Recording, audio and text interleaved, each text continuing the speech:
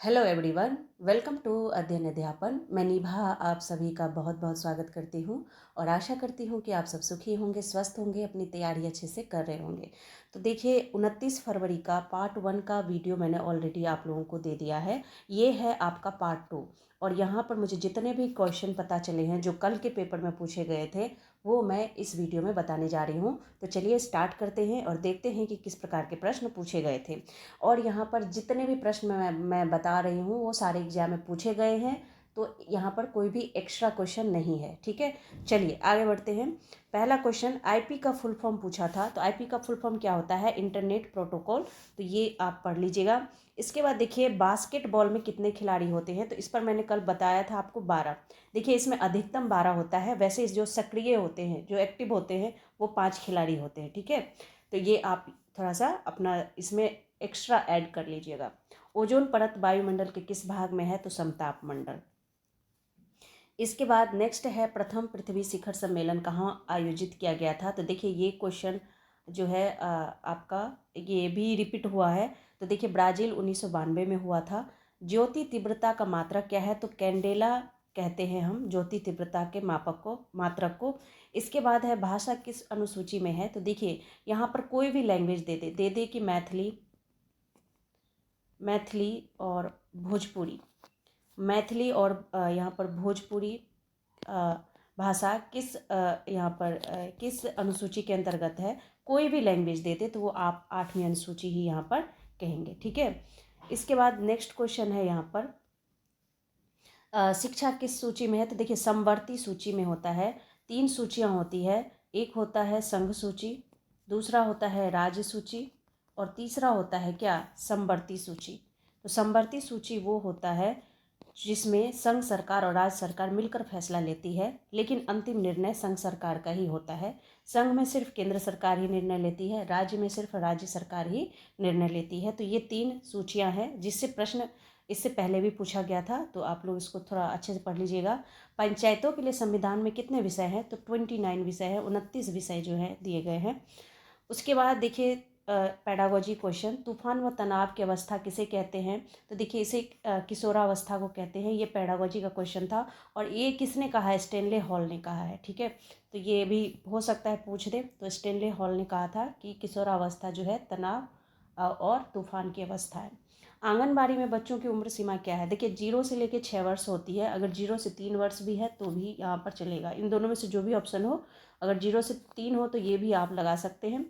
ठीक है, तो इस हिसाब से 0 से 6 वर्ष तक की आयु होती है। इसके बाद भारत का राष्ट्रगान किसने लिखा? तो रविंद्रनाथ टैगोर ने लिखा था।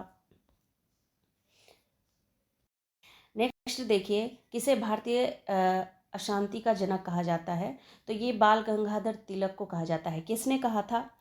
तो वैलेंटाइन चिरोल एक प्रमुख ब्रिटिश पत्रकार था। उन्होंने ही बाल गंगाधर तिलक को भारतीय अशांति के जनक की उपाधि दी थी। ठीक है, तो ये आप थोड़ा सा पढ़ लीजिएगा। इसके बाद दिया है कि स्लोगन से क्वेश्चन पूछे जा रहे हैं। करो या मरो का नारा किसने दिया? तो महात्मा गांधी ने। तो इसको थोड़ा पढ़ लीजिएगा और भी जो स्लोगन है उनको भी पढ़ लीजिएगा। गांधी जी के नाम के पहले महात्मा कब जोड़ा गया था? तो 12 अप्रैल 1919 को जोड़ा गया था। नेक्स्ट क्वेश्चन है भारतीय राष्ट्रीय कांग्रेस का प्रथम विभाजन कब हुआ था? तो 1907 में।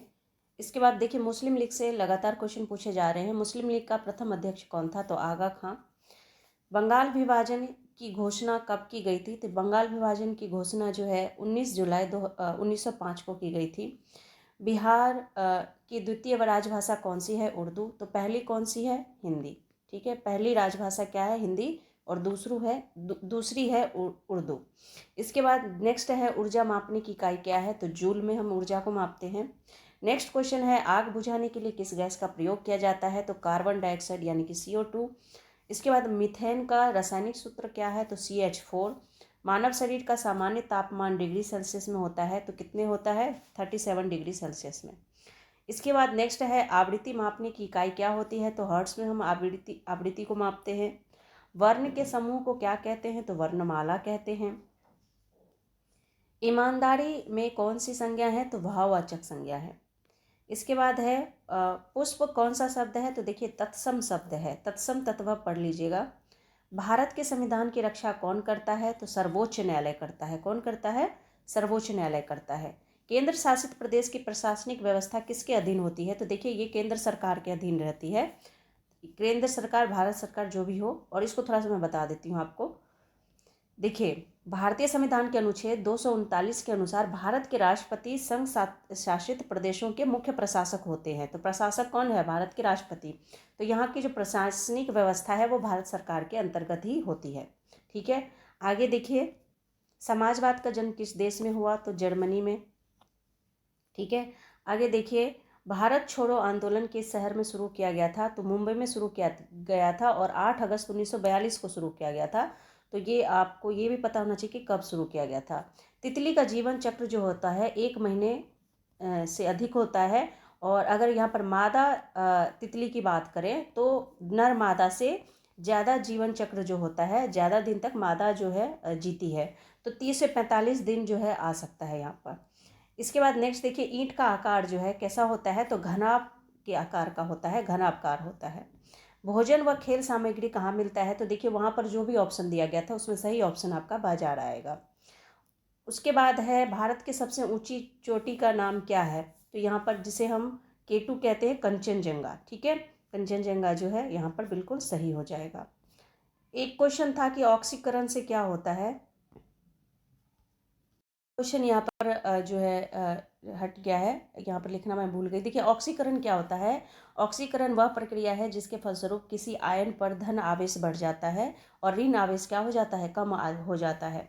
तो उदाहरण जैसे कि उदाहरण के लिए फेरस क्लोराइड से फेरिक क्लोराइड के बनने में फेरस आयन जो है वो बदलकर फेरिक आयन हो जाता है, अर्थात लोहे के आयन पर धन आवेश बढ़ जाता है। तो क्वेश्चन था आपका कि ऑक्सीकरण की प्रक्रिया क्या होती है। ठीक है, तो ये इसी का आंसर है। ये आप लोग क्वेश्चन थोड़ा सा लिख लीजिएगा। किस वायसराय की मृत्यु भारत में हुई थी? तो लॉर्ड मेयो की हुई थी। यहाँ पर जो क्वेश्चन दिया गया था ऑप्शन में लॉर्ड मेयो सही था। प्रकाश संश्लेषण कैसी प्रक्रिया है? तो देखिए प्रकाश संश्लेषण जो है ना वो आपकी वह प्रक्रिया है जिसके द्वारा हरे पौधे सूर्य के प्रकाश से ऊर्जा का उपयोग करके कार्बन डाइऑक्साइड और पानी को भोजन में बदल देता है। तो यही यहाँ पर आंसर सही था। उसके बाद है कि वाल्मीकि राष्ट्रीय उद्यान किस जिले में है? तो पश्चिमी चंपारण में। मुस्लिम लीग की स्थापना कहाँ हुई थी? तो 30 दिसंबर 1906 को ढाका के नवाब सलीम उल्लाह खान तो इनके जो है अध्यक्ष थे और ढाका में हुआ था 1906 को। ठीक है, आगे देखिए जल के वाष्पन की अवस्था कौन सी होती है? तो वाष्पीकरण होती है। द्रव से ये ठोस अवस्था में, द्रव से ये गैस अवस्था में बदलता है, तो ये वाष्पीकरण प्रक्रिया कहलाता है। प्लेग कैसे फैलता है? तो देखिए प्लेग जो है बैक्टीरिया के कारण फैलता है। यहाँ पर लिख लीजिए आप लोग, बैक्टीरिया के कारण फैलता है और ये हवा के द्वारा सांसों से फैलता है। ठीक है, ये क्वेश्चन मैंने पार्ट 1 में करवा दिया है, तो आपने पार्ट 1 नहीं देखा तो उसे देख लीजिए। सबसे कठोर पदार्थ कौन सा है? तो हीरा। गोलकुंडा कहाँ स्थित है? तो तेलंगाना, यहाँ पर तेलंगाना राज्य में स्थित है। उसके बाद अगर बात करें कि मूंगा जो है, मूंगा रेशम कहाँ पाया जाता है? तो ये असम में पाया जाता है। ये रिपीट क्वेश्चन है। इसके बाद नेक्स्ट है 1919 ईस्वी में भारत का वायसराय कौन था? तो लॉर्ड जेम्सफोर्ड था। और 1919 में ही जालियांवाला बाग हत्याकांड की घटना घटी थी। सर्वाहारी जीव कौन सा होता है? तो देखिए वहाँ पर ऑप्शन में क्या था ये नहीं मुझे पता चला, लेकिन सर्वाहारी जीव आपके ये आ जाएंगे। जैसे मनुष्य है सर्वाहारी, वो जो वेजिटेबल भी खाता हो, नॉन वेज भी खाता हो। ठीक है, बिल्ली, कुत्ता, भालू, पक्षी, ये सब सर्वाहारी के अंतर्गत आता है। ठीक है, समवर्ती सूची से फिर से क्वेश्चन, समवर्ती सूची पर फैसला कौन लेता है? तो केंद्र सरकार ही लेता है। समवर्ती सूची मैंने बताया आपको केंद्र और राज्य मिलकर फैसला लेती है। अगर केंद्र सरकार राज्य सरकार के फैसले से असहमत होती है तो वो केंद्र सरकार का ही फैसला मान्य होता है। इसके बाद नेक्स्ट है कि सुंदर वन में किस प्रकार के वन पाए जाते हैं? तो देखिए सुंदर वन जो है वो सदाबहार वन जो है सुंदर वन में पाए जाते हैं। और सुंदर वन किस प्रकार के वन है? तो ज्वारीय वन है। कैसा वन है? ज्वारीय वन है। ठीक है, आगे देखिए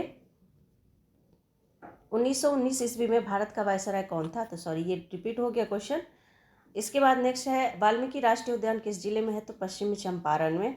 पृथ्वी पर जल की मात्रा कितने प्रतिशत पाया गया है? तो 71%। और स्वच्छ जल की बात करें तो 2.5%। इसके बाद नेक्स्ट क्वेश्चन है गरीबी उन्मूलन दिवस कब मनाया जाता है? तो 17 अक्टूबर को मनाया जाता है। हीराकुंड बांध किस नदी पर है? तो महानदी उड़ीसा पर। यह भी क्वेश्चन रिपीट है। छोटा नागपुर से लगातार क्वेश्चन पूछा जा रहा है, तो छोटा नागपुर के पत्थर में कौन सा खनिज पाया जाता है? तो देखिए यहाँ पर ऑप्शन क्या था नहीं पता, लेकिन ये बॉक्साइट हो गया, तांबा, चूना पत्थर, लोहा, अयस्क, कोयला, ये सब सारे ही पाए जाते हैं। पायराइट भी पाए जाते हैं। उसके बाद नाइटहुड की उपाधि किसने लौटा दी थी? रविंद्रनाथ टैगोर ने लौटा दी थी 1919 के जालियांवाला बाग हत्याकांड के परिणाम स्वरूप। इसके बाद नेक्स्ट देखिए, नेक्स्ट क्वेश्चन है कि नवजीवन में कौन सा समास है? तो कर्मधारय समास है। और आगे है, चींटियाँ चलते वक्त अपने पीछे कौन सा पदार्थ छोड़ती है? तो ये पदार्थ का नाम है, देखिए ये फेरोमोन्स नाम का एक पदार्थ होता है जो खास रसायन जो है चींटियाँ छोड़ती है। तो फेरोमोन्स नाम का एक खास रसायन जिसे चींटियाँ छोड़ती है चलते वक्त। नयन का संधि विच्छेद क्या होता है? तो ने जवा अन जो है नयन का संधि विच्छेद होगा। इसके बाद देखिए नेक्स्ट क्वेश्चन है,